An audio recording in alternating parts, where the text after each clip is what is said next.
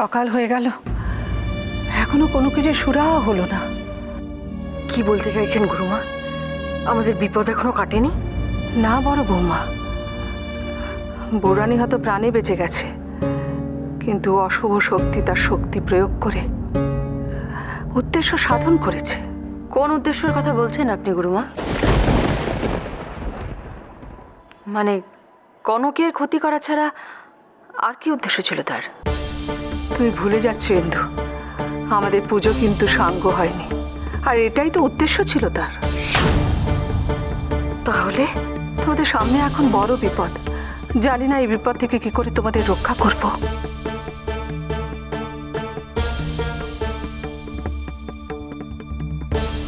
আপনি আমাদের অনেক মঙ্গল করেছেন, আর কিছু করার দরকার নেই। মানে এসব তুমি কি বলছো সাত্তকী?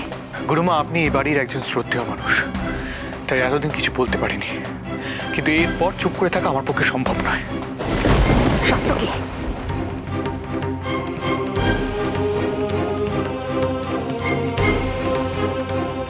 না ইন্দু, ওকে বলতে দাও, ওকে বাধা দিও না। দেখুন, আমি এসব মানি না, আর আমরা যেরকম আছি ভালো আছি, তাই প্লিজ আমাদের আপনি রেহাই দিন।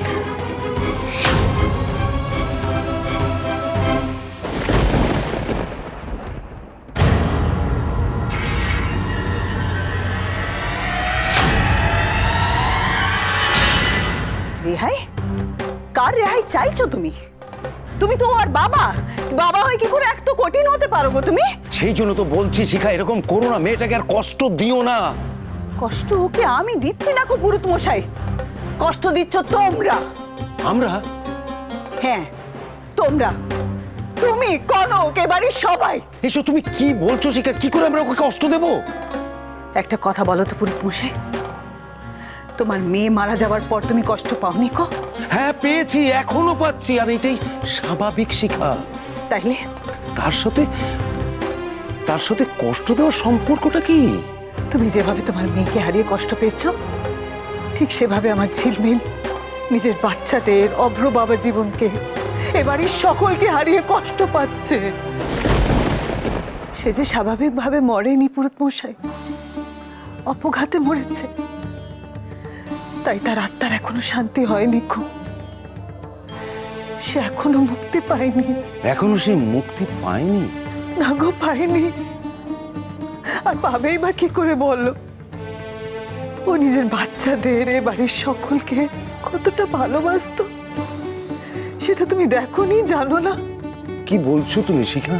সেটাই তো আমি বলছি পুরুত মশাই, ভাবোই নিজের মেয়েকে আর কষ্ট দিও না। সবার সাথে মিলে তোমার ঝিলমিলকে এ বাড়ি থেকে তাড়িয়ে দিও না গো পুরুত মশাই। আচ্ছা শিখা, ও কি এখন এখানেই আছে? হ্যাঁ গো, এখানেই আছে, আমাদের সাথেই আছে। ও ও কোথাও যেতে পারেনি তো পুরুত মশাই, বড় কষ্টে আছে গো মেয়েটা। তুমি তোর বাবা, পারো না সবার সাথে মিলে সবাইকে বুঝিয়ে ওর কষ্টটা একটু কমাতে? সেই জন্যই কি গুরুমা কাল রাতে ওই পুজোর আয়োজন করেছিলেন শিখা? কনক চায় না ঝিলমিলে বাড়িতে থাকো, তাই ঝিলমিলকে তাড়াতে ও উঠে পড়ে নিয়ে গেছে গো। আমি তোমার দুটো পায়ে পড়ি, পুরো পোষায়, তুমি যেভাবে হোক কনককে থামাও, কনককে থামাও, পুরো পোষায়, তোমার মেয়েকে বাঁচাও।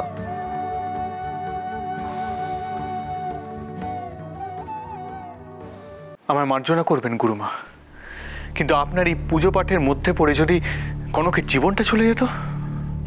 তুমি কি ধরে নিয়েছো সার্থকী পুজো না করলে বিপদ কেটে যেত?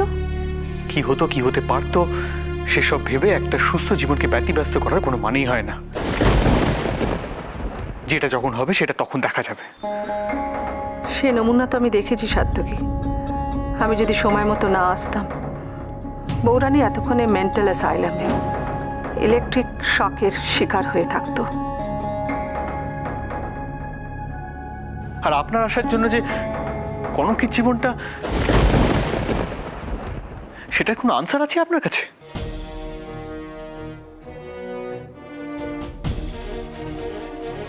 সাত্তকী, তুমি এরকম ঔদ্ধত্যের সঙ্গে গুরুমার সঙ্গে কথা বলতে পারো না। তাছাড়া উনি যেটা করেছেন সেটা কনকের ভালো হবে সেটা ভেবে করেছেন।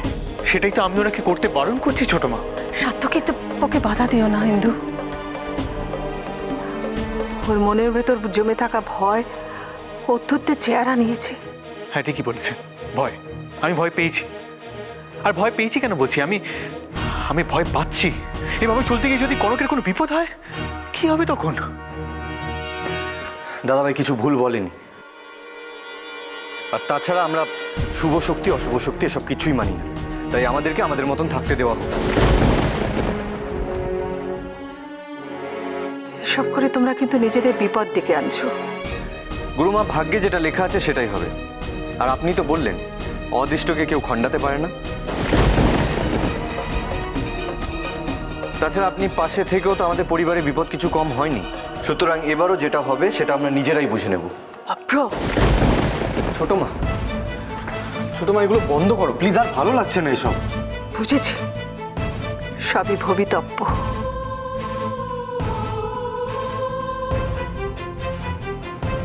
বেশ, আমায় তাহলে বিদায় দাও। যাওয়ার আগে একটা কথা আছে। আমি বৌরানীর সঙ্গে একবার দেখা করতে চাই। কনক এখন রেস্ট করছে, ওকে ডাকাটা এখন ঠিক হবে না।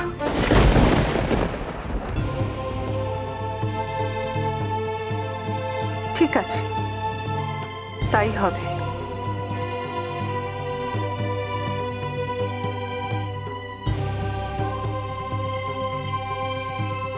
আমাকে ক্ষমা করবেন গুরুমা, ওরা না বুঝেই আপনাকে।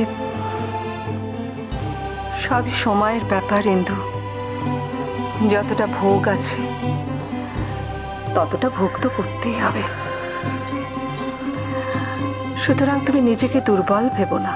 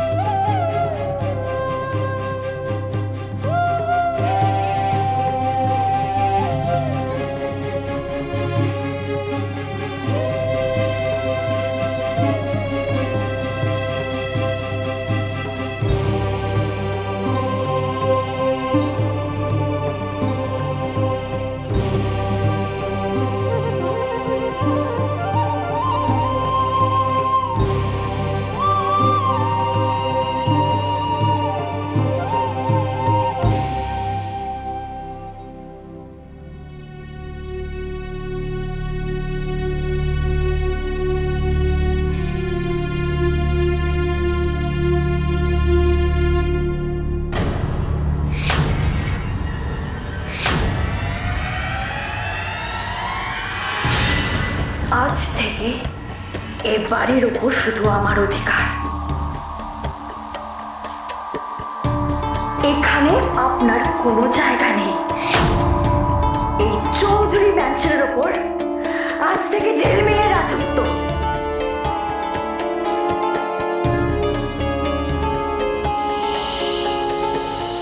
বুঝেছেন?